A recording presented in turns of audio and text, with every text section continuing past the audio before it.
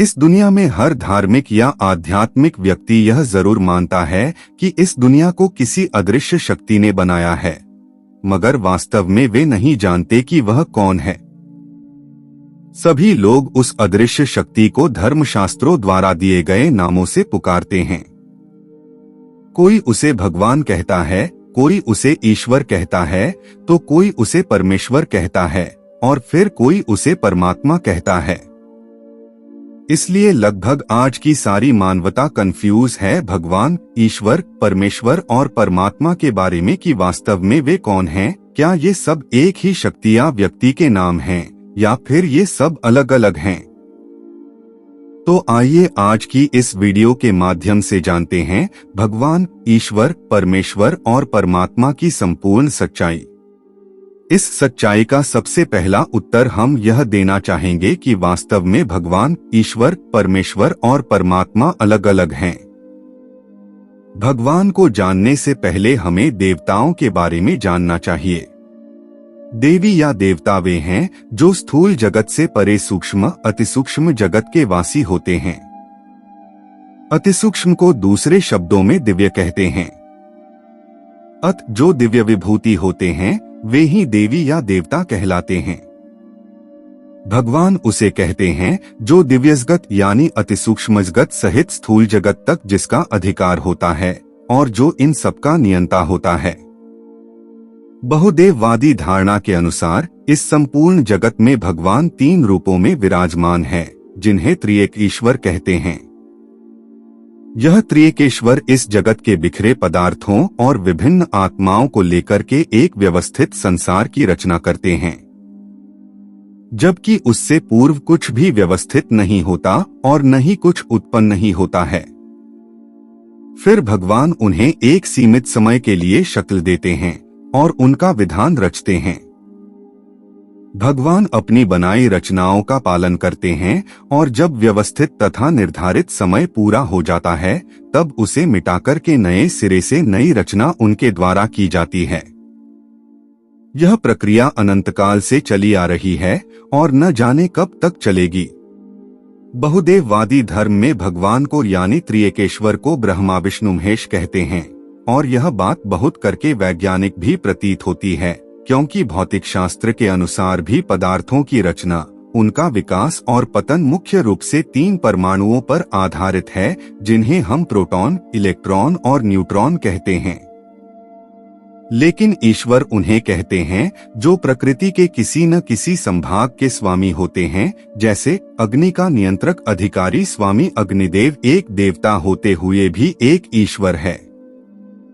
उसी तरह जल का नियंत्रक अधिकारी वरुण देव, वायु का वायुदेव, भूमि का रुद्र और आकाश यानी शब्द का वाचस्पति देव आदि।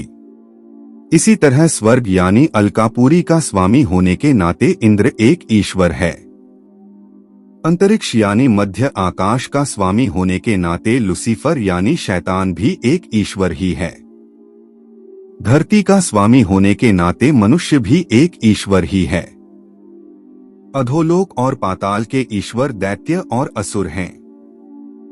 लेकिन परमेश्वर वो है जो ईश्वरों का भी ईश्वर है, जो समस्त दैत्यों, असुरों, यक्षों, गंधर्वों, किन्नरों, नागों, मनुष्यों, देवताओं और भगवानों यानी त्रिएकेश्वर का भी स्वामी है, जिसे एक शब्द में परमेश्वर या फिर लॉर्ड गॉड कहते हैं, जो विभिन्न आत्माओं और अतिसूक्ष्म यानी दिव्य, सूक्ष्म और स्थूल पदार्थों का संयुक्त गठजोड़ है।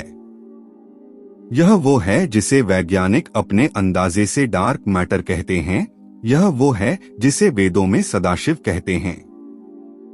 इसकी संरचना ठीक एक पिंड या लिंग के समान है, जिसमें आत्माएं, आद्य प्रकृति और शब्द यानी वचन निहित होता है। परमेश्वर की संरचना को हम तत्वज्ञान के द्वारा अलग अलग करके देख तो सकते हैं, लेकिन इसे इस आधार पर बांट नहीं सकते। शिव, दुर्गा यानी आद्य प्रकृति और वाचस्पति यानी शब्द या फिर वचन, ये एक ही पुरुष यानी आत्मा के 3 अलग अलग व्यक्तित्व हैं। और परमेश्वर एक सक्रिय ईश्वर है, यह सगुण ईश्वर है। यह ईश्वर अंधकार और प्रकाश दोनों का गठजोड़ है, क्योंकि इसकी प्रकृति यानी गुण स्वभाव ही ऐसा है। जबकि परमात्मा एक निष्क्रिय परमेश्वर है जो निर्गुण और उदासीन है। इस जगत में परमात्मा सुषुप्त अवस्था में विराजमान है। परमात्मा सदैव इसी अवस्था में रहता है।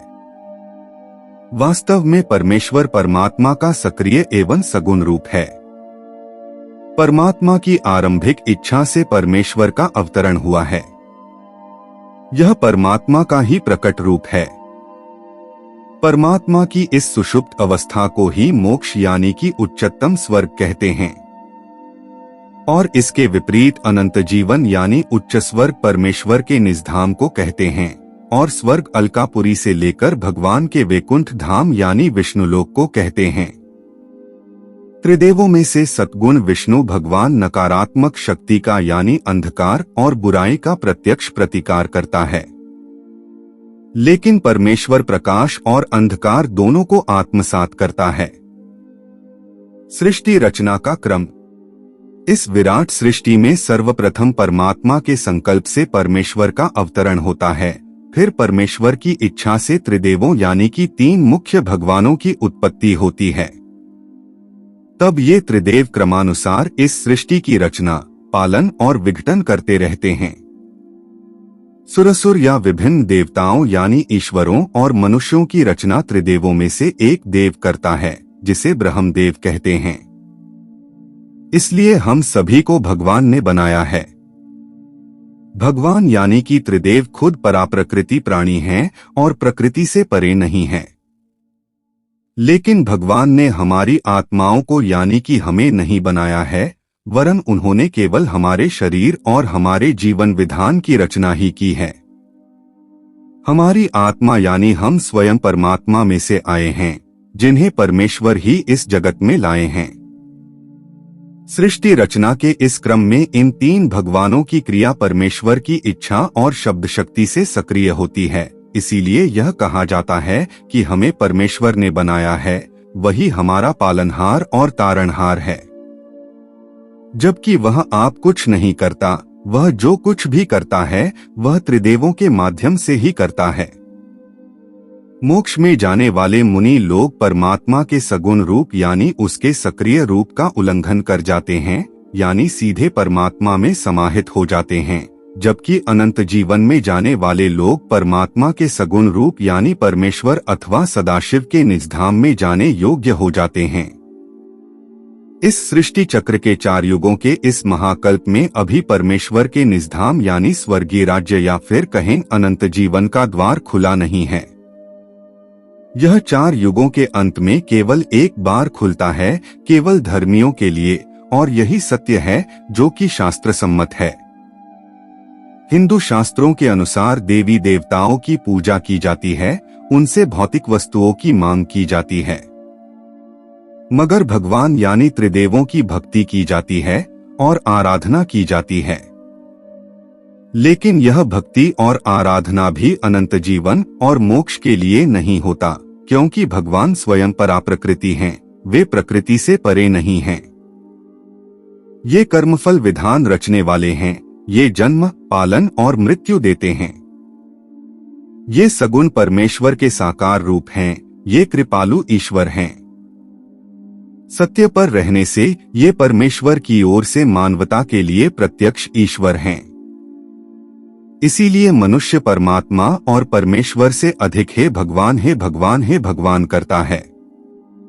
इनसे भिन्न परमेश्वर प्रकृति से परे हैं। वह सगुण और सक्रिय तो हैं, लेकिन साम्यावस्था में है, यानी कि शांत अवस्था में है। इसलिए परमेश्वर की भक्ति, स्तुति और आराधना ही सच्ची श्रद्धा है। और परमेश्वर से भी भिन्न परमात्मा की न तो भक्ति की जा सकती है और न ही स्तुति आराधना ही, क्योंकि निर्गुण को केवल जाना जा सकता है। अतः परमात्मा को अंतर्ज्ञान के द्वारा ही जानकर उनसे जुड़ा जा सकता है। लेकिन परमात्मा को जानने से पहले खुद की आत्मा को जानना यानी स्वयं को जानना जरूरी होता है। इसलिए परमात्मा का मार्ग केवल सर्वोच्च आत्मज्ञान का मार्ग है। तो यह थी आज की प्रस्तुति की भगवान, ईश्वर, परमेश्वर और परमात्मा किसे कहते हैं। आशा है कि आपको इस वीडियो के माध्यम से संपूर्ण और सत्य जानकारी मिल गई होगी और इसी तरह की और अधिक ज्ञानवर्धक वीडियोज देखने के लिए कृपया नॉलेज ऑन टॉप चैनल के साथ जुड़े रहिए। धन्यवाद।